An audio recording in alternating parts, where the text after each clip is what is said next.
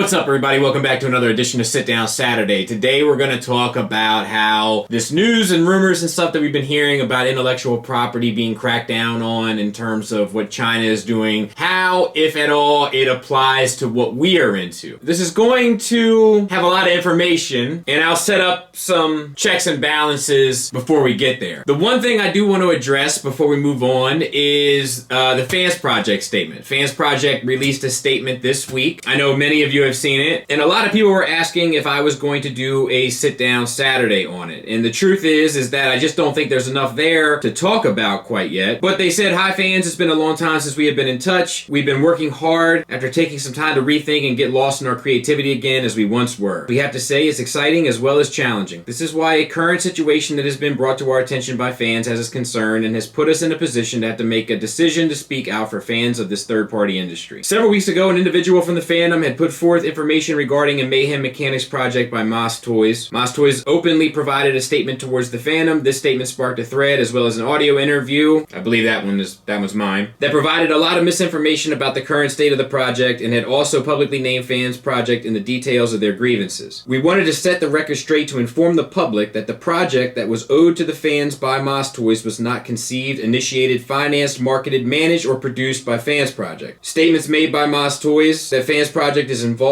in any way with the project in question are false. Any claims that Fans Project worked against the project are also false. Unfortunately, Fans Project had to end its professional relationship due to financial and contractual commitments that were not met by Moss Toys, which affected their production. Despite what Moss Toys has officially told the fandom, we want to assure the fans and customers of Moss that they did not make any situation worse by voicing their concerns about their pre-orders and future project from Moss Toys. Our current dealings with Moss Toys are official legal proceedings that are carried out by lawyers through official legal processes that public opinion has no bearing on. We are holding Moss Toys accountable for their actions during this time to ensure that the fans, artists, partners behind their projects are properly managed and that they are fiscally and morally responsible member of this community. Now, I know that's a lot, and I just read the whole thing, but I'll probably edit that out to kind of just give the nuts and bolts. So a couple things. It sounds like they're moving forward with what Moss Toys said they wanted, some sort of legal proceeding, and I hope they all work that out. I don't get the impression that Moss Toys or Spence in that interview villainized Fans Project at all. I don't know if they took it that way, but I don't think that was the case. I hope they can settle it, and I hope they can all move forward, and I'm happy to hear that they're back to being creative. I wish them all the best.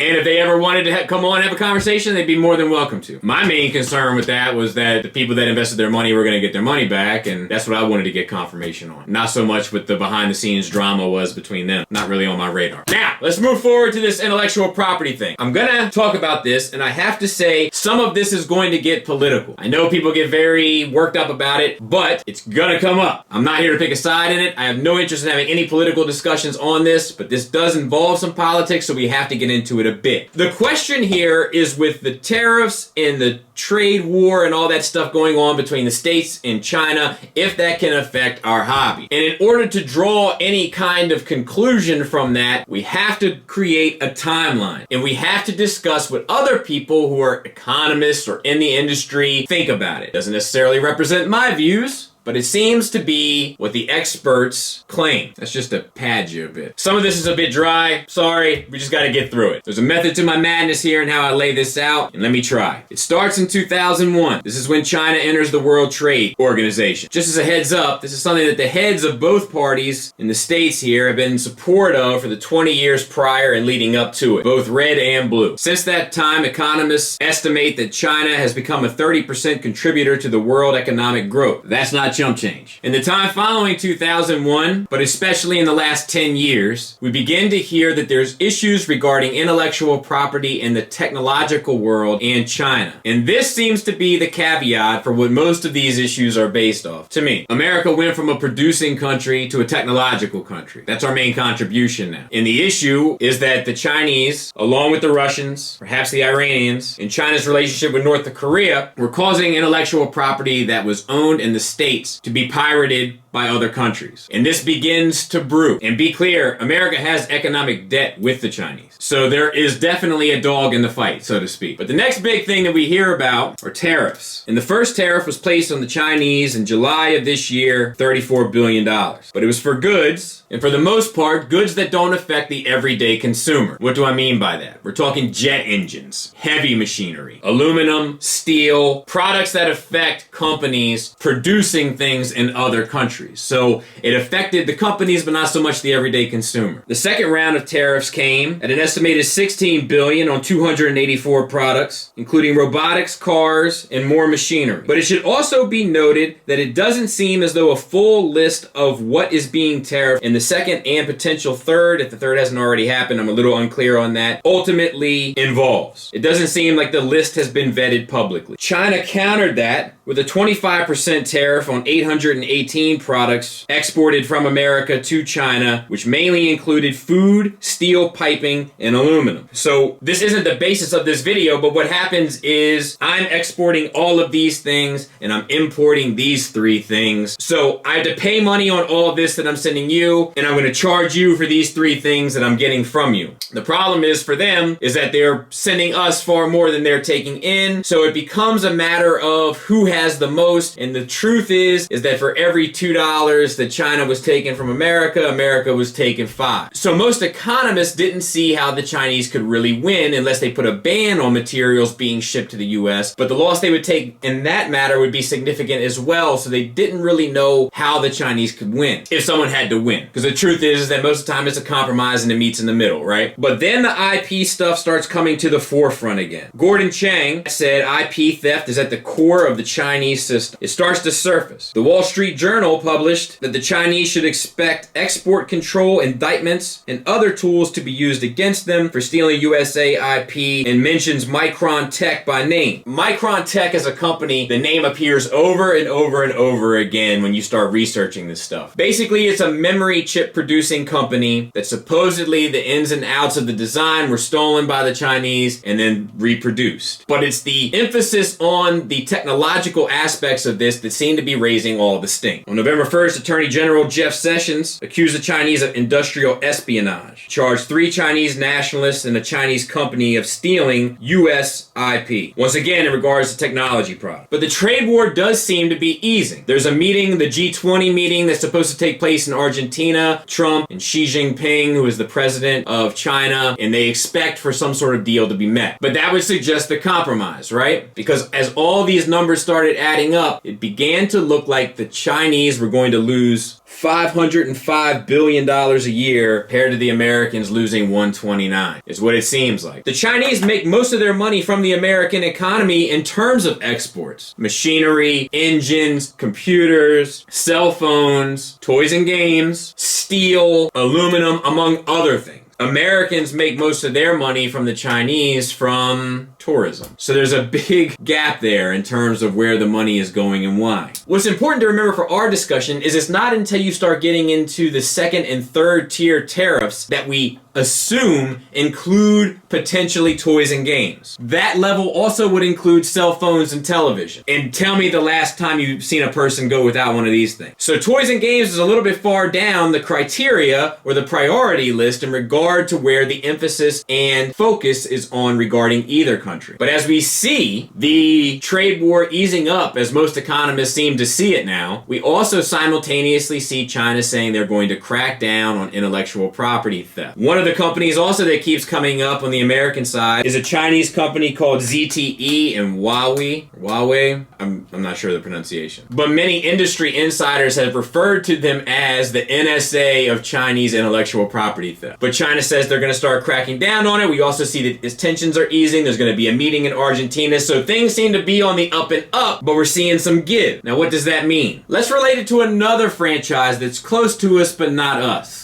the Gundam franchise. Now, I'm not sure if this has anything to do with anything, but only recently do we see the Chinese cooperating with Japanese companies in order to crack down on Gundam knocking off and third party. Chinese companies were getting around intellectual property right laws in China through a loophole that suggests if 35% of what you are creating is original, you can trademark it yourself. So you were seeing basically third party products being created for the Gundam line that were getting trademarked. But you can also see that there's a big stylistic difference between the two. As we've spoken about before on this channel, Dragon Momoko, which is largely known for their KO stuff, but have done some original stuff as well, got pinched pretty hard by Bandai and the Chinese government as well. All of a sudden, within this last year, you begin seeing third-party and KO companies existing in China paying upwards of $300,000 in fine and doing years in prison. Serious stuff for counterfeit product. Also, in recent history, we see the Lego Lepin situation, where Lego went up against basically a KO company and won legally. All of this is being used for me to tell you and paint a picture that tides are changing. The question is, how far does it trickle down? So if we're to compare what has been going on with Lego, if we're to compare what's been going on with Bandai to what we see in third-party industries and KO industries and the Transformer fandom, the one question that has to be raised first and foremost is, does Hasbro care? And I'm not sure they do, and let me tell you why. It's a fair chance that they might see it as